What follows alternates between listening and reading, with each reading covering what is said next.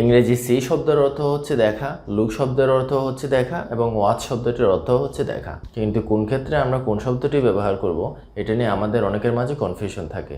তো আজকের লেসনে আমরা ক্লিয়ারলি জানার চেষ্টা করব দেখা অর্থে কখন আমরা সি ব্যবহার করব, কখন লুক ব্যবহার করব এবং কখন ওয়াচ ব্যবহার করব। চলুন তাহলে আজকের লেসনটা শুরু করা যাক। প্রথমে আমরা জানার চেষ্টা করি দেখা অর্থে সি শব্দটি আমরা কখন ব্যবহার করব। যখন কোনো কিছু আমরা ন্যাচারালি দেখি, অর্থাৎ কোনো কিছু দেখার জন্য আমাদের চিন্তার প্রয়োজন হয় না বা কোনো প্রচেষ্টার বা এফোর্টের প্রয়োজন হয় না, ন্যাচারালি কোনো কিছু আমরা দেখি, সে সমস্ত ক্ষেত্রে আমরা সি ব্যবহার করব। আর একটু সহজভাবে বললে সি শব্দটি আমরা সে সমস্ত ক্ষেত্রে ব্যবহার করব যখন কোনো কিছু দেখার ক্ষেত্রে আমরা চিন্তা না করে দেখি এবং দেখার ক্ষেত্রে কোনো চেষ্টা করা লাগে না এবং কোনো কিছু ন্যাচারালি দেখি। কয়েকটা এক্সাম্পল দিলে বিষয়টি ক্লিয়ার হবে। যেমন একটা এক্সাম্পল যদি দিই, আমি তোমার ভাইকে কফি শপে দেখেছিলাম।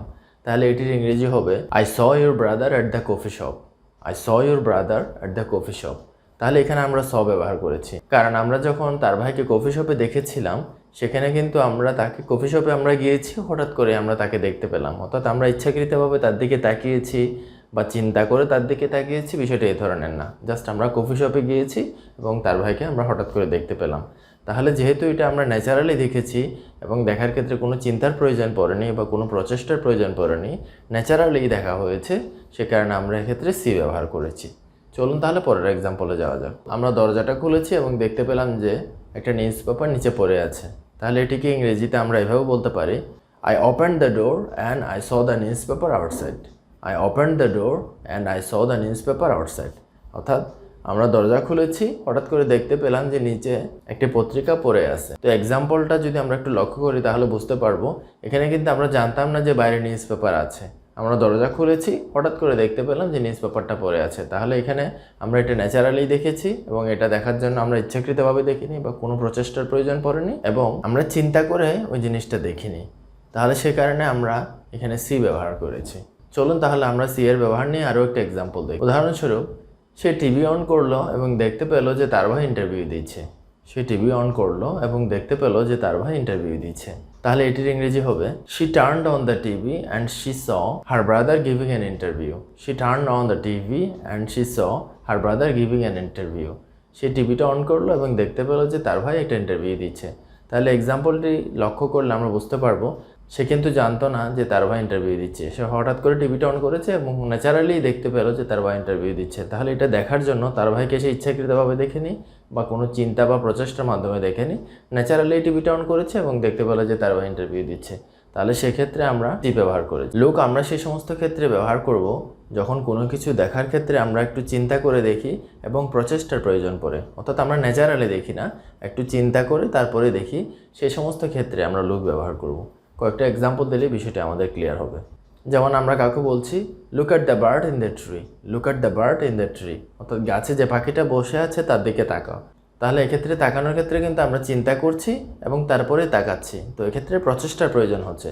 তাহলে যে সমস্ত ক্ষেত্রে আমাদের প্রচেষ্টার প্রয়োজন হবে এবং একটু চিন্তা করে আমরা কোনো কিছু দেখব, সে সমস্ত ক্ষেত্রে আমরা লুক ব্যবহার করব। তো সেজন্য প্রথম এক্সাম্পল আমরা ব্যবহার করলাম look at the bird in the tree, তাই গাছে যে পাখিটা বসে আছে সেটার দিকে তাকাও। তাহলে এক্ষেত্রে আমরা লুক ব্যবহার করেছি। চলুন তাহলে আরেকটা এক্সাম্পল দেওয়া যায়। যেমন আমরা কাউকে বলছি look at the building it's very beautiful, অর্থাৎ বিল্ডিংটার দিকে দেখো, এটা খুবই সুন্দর। তাহলে বিল্ডিংটার দিকে দেখার ক্ষেত্রে আমাদের কিন্তু প্রচেষ্টার প্রয়োজন হবে এবং আমরা ন্যাচারালিই দেখছি, বিষয়টা এমন না। চলুন তাহলে আরও একটা এক্সাম্পল আমরা জানার চেষ্টা করি। যেমন আমরা কাউকে বলছি I looked at his face but I could not recognise him. আমি তার চেহারার দিকে তাকিয়েছিলাম কিন্তু তাকে আমি চিনতে পারিনি। তাহলে এক্ষেত্রে আমরা লুক ব্যবহার করেছি।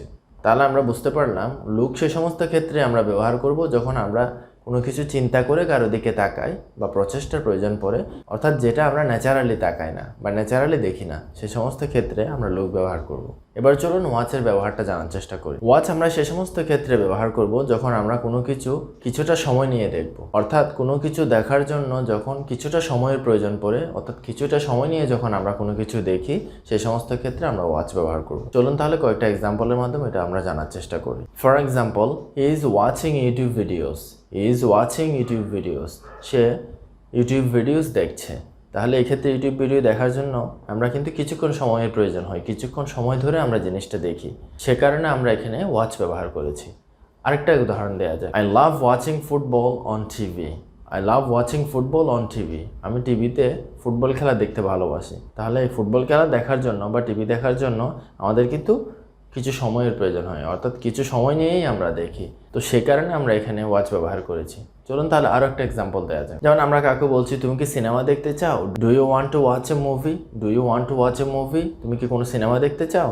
তাহলে আমরা যখন সিনেমা দেখবো তখন কিছুটা সময় নিয়ে দেখবো, সে কারণে আমরা এখানে ওয়াচ ব্যবহার করেছি। এই লেসনটাকে যদি আমরা সংক্ষেপ করে বলি, সি আমরা সে সমস্ত ক্ষেত্রে ব্যবহার করব যখন কোনো কিছু দেখার ক্ষেত্রে আমাদের কোনো চিন্তার প্রয়োজন হয় না বা প্রচেষ্টার প্রয়োজন হয় না, অর্থাৎ কোনো কিছু আমরা ন্যাচারালি দেখি, সে সমস্ত ক্ষেত্রে আমরা সি ব্যবহার করব। লুক আমরা সে সমস্ত ক্ষেত্রে ব্যবহার করব যখন কোনো কিছু দেখার জন্য চিন্তার প্রয়োজন পড়ে, প্রচেষ্টার প্রয়োজন পড়ে, বা আমরা যেটা ন্যাচারালি দেখি না, সে সমস্ত ক্ষেত্রে আমরা লুক ব্যবহার করব। আর ওয়াচ শব্দটি আমরা সে সমস্ত ক্ষেত্রে ব্যবহার করব যখন কোনো কিছু দেখার জন্য কিছুটা সময়ের প্রয়োজন হয়, অর্থাৎ কিছুটা সময় নিয়ে আমরা যে সমস্ত জিনিস দেখি সে সমস্ত ক্ষেত্রে আমরা ওয়াচ শব্দটি ব্যবহার করব। লেসনটা এই পর্যন্ত।